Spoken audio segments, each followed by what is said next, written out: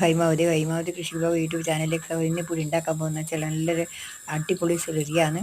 പിന്നെ കഞ്ഞിവെള്ളം, പിന്നെ സീമക്കൊന്ന ചപ്പ്, മത്തങ്ങ ചപ്പ്, പപ്പായ ചപ്പ്, വേപ്പും പിണ്ണാക്ക്, വെല്ലം, പിന്നെ പച്ചച്ചാണകം, ഇതെല്ലാം കൊണ്ട് നല്ലൊരു അടിപൊളി വളം ഉണ്ടാക്കാൻ. വെറും കഞ്ഞിവെള്ളം ഒരിക്കലും കൊടുക്കാൻ പാടില്ല. അത് കൊടുത്തു കഴിഞ്ഞാൽ അപകടമാണ്. അത് പച്ചക്കറിക്ക് ഒരു ഗുണവും ഉണ്ടാവില്ല. അതുകൊണ്ട് മേലെ ചേർത്ത് കൊടുക്കുന്നത് ഒരിക്കലും ഒഴിച്ച് കൊടുക്കാൻ പാടില്ല. കഞ്ഞിവെള്ളം ഒഴിച്ച് കഴിഞ്ഞാൽ ഉണങ്ങിപ്പോവും.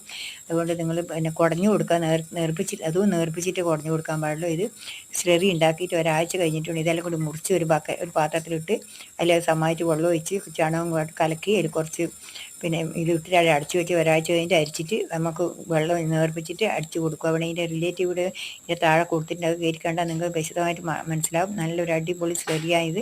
കഞ്ഞിൻ്റെ വെള്ളം വെറുതെ ഒരിക്കലും കൊടുക്കാൻ പാടില്ല. അത് അപകടമാണ്. അത് ഞാൻ നിങ്ങളോട് പ്രത്യേകിച്ചും പറയാൻ വേണ്ടിയാണ് ഞാൻ ഈ വീഡിയോ ഇട്ടിട്ടുള്ളത്.